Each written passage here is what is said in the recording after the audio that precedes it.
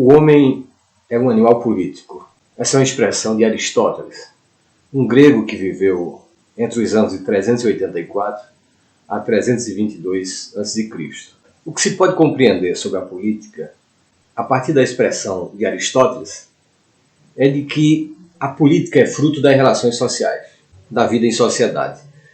Quando os primeiros agrupamentos humanos avançaram sobre o domínio da natureza e desenvolveram as primeiras civilizações, fez surgir também a política. Assim, a política está relacionada ao bem individual de homens e de mulheres, de negros e de brancos, de jovens e de adultos, e ao mesmo tempo do bem coletivo, da cidade, do campo, do estado, do país, da região. Enfim, a política permeia todas as relações em sociedade. Desta maneira, a política é a forma como homens e mulheres, nas suas diferentes feições, constroem o seu estar sendo no mundo, a sua historicidade cotidiana.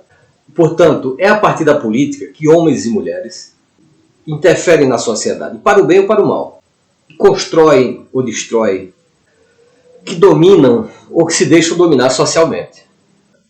Mas o que fundamenta a ação política é a sua relação indissociável com o poder. É possível que você já tenha escutado a expressão "eu odeio política" ou "eu não gosto de política". Bertolt Brecht compôs um poema belíssimo que retrata muito bem a negação da política e as consequências dessa negação da política.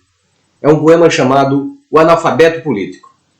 Então, diz o poeta no seu texto: o pior analfabeto é o analfabeto político. Ele não ouve, não fala e nem participa das decisões políticas. Ele não sabe que o custo de vida, que o valor do feijão, do arroz, do aluguel, do pão, do gás de cozinha, dependem das decisões políticas. O analfabeto político é tão burro que estufa o peito dizendo que odeia política. Não sabe o imbecil que é de sua ignorância política que surge a prostituta, o menino abandonado e o pior de todos os bandidos, o político vigarista, pilantra, corrupto e lacaio das empresas nacionais e multinacionais. O que nos diz Brecht neste poema é que nós participamos da política, nós fazemos política, mesmo quando a negamos, mesmo quando dizemos que a odiamos, que ela não nos interessa. Então, a vida em sociedade é a vida política. Desta forma, parece fazer sentido a expressão de Aristóteles de que o homem é um animal político.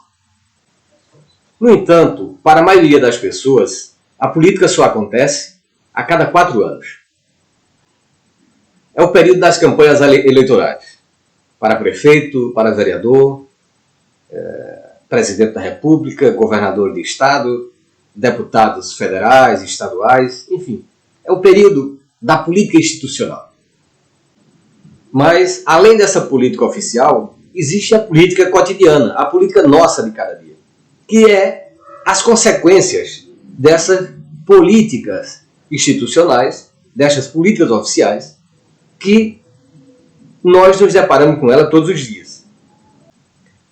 Um exemplo de como essa política institucional nos afeta cotidianamente se pode perceber a partir da crise do coronavírus, que entre os meses de março a junho, a primeira semana de junho, ceifou a vida de mais de 40 mil pessoas no Brasil. Se o coronavírus é um problema de saúde pública, ele nos trouxe diversas consequências sociais. Uma delas foi o comércio, parou as cidades. As grandes cidades pararam. Fortaleza, São Paulo, Rio de Janeiro, Recife, enfim, todas as capitais, umas mais, outras menos, pararam. Umas por mais tempo, outras por menos tempo, mas todas pararam. Mas onde é que entra a política nisso? Quando as cidades pararam, as pessoas pararam de produzir. A maioria dos brasileiros não vive de renda. Pobre vive do salário, o trabalhador vive do salário. Então, na medida em que o comércio fechou, a indústria fechou, tudo fechou, como é que vivem essas pessoas? É aí que entra a política. Aí é que entra o presidente da República, é que entra os governadores de estado, os prefeitos. A primeira ação, evidentemente, é do Presidente da República. E a primeira ação do Presidente da República de combate às consequências sociais e econômicas do coronavírus se deu 5 dias depois que a Organização Mundial de Saúde decretou de que o problema de saúde do coronavírus, que começara na China, final de dezembro, início de janeiro, final de dezembro de 2019, início de janeiro, já não era mais possível ser controlado. Ele já tinha tomado uma dimensão mundial e mais cedo ou mais tarde atingiria todos os países. E foi o caso do Brasil. A partir da segunda quinzena, início da segunda quinzena do mês de março, começaram a surgir os primeiros casos aqui do Brasil. O governo federal, 5 dias após a Organização Mundial de Saúde decretar uma pandemia do coronavírus, tomou atitude, segundo ele, para preservar o sistema financeiro, de doar para os bancos 1 trilhão e 216 bilhões de reais. Para que a gente tenha ideia do que significa isso, o que é 1 trilhão e 216 bilhões de reais, seria suficiente para acabar com o déficit de moradia no país. O déficit habitacional do Brasil, calcula-se esteja em torno de 7 milhões ou 6 milhões e 800 mil moradias. Se pegasse esse dinheiro, 1 trilhão e 216 bilhões de reais, e dividíssemos pelo valor de uma casa popular, valor de uma casa, daquelas Minha Casa Minha Vida, de 100 mil reais, se poderia construir 12 milhões de moradias. E a gente teria 48 milhões de pessoas sendo beneficiadas com isso. Mas o Presidente da República passou aos bancos, que representa, além dos 4 grandes bancos públicos brasileiros, a Caixa Econômica, o Banco do Brasil, o BNDES e o Banco do Nordeste, mas Bradesco, Itaú, HSBC, Santander, enfim, os grandes bancos privados do país. Essas instituições, se a gente botar, tem alguns milhares de acionistas que se beneficiaram com esse dinheiro. Para o trabalhador, para a trabalhadora, a maioria do povo brasileiro, mais de 40 milhões de pessoas desempregadas no país, o que lhe restou, por parte do governo federal, foi um auxílio de 600 reais. Mas esse auxílio de 600 reais não saiu na primeira semana, na segunda semana, logo após a Organização Mundial de Saúde dizer que a pandemia não era mais possível ser controlada, que já era um problema mundial. O primeiro pagamento do auxílio emergencial de 600 reais para os trabalhadores saiu no mês de abril. E muitos trabalhadores hoje, agora no mês de junho, ainda não receberam isso. Mas o interessante é que o governo federal queria que este auxílio emergencial fosse de 200 reais e não de 600.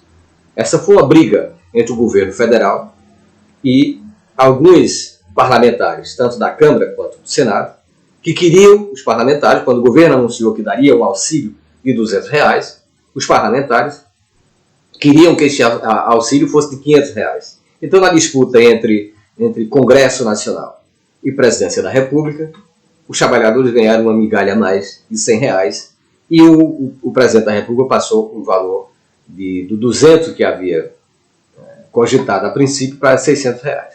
Ora, esta é uma ação política que afeta diretamente a todos os trabalhadores e, consequentemente, a sociedade.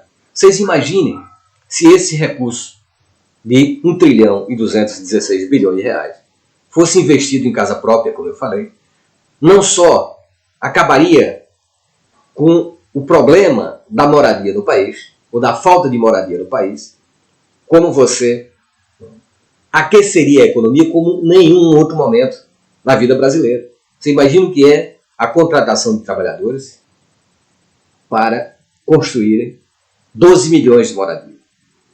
Por quanto tempo esses trabalhadores estariam empregados e quanto receberiam? Enfim, isso é política.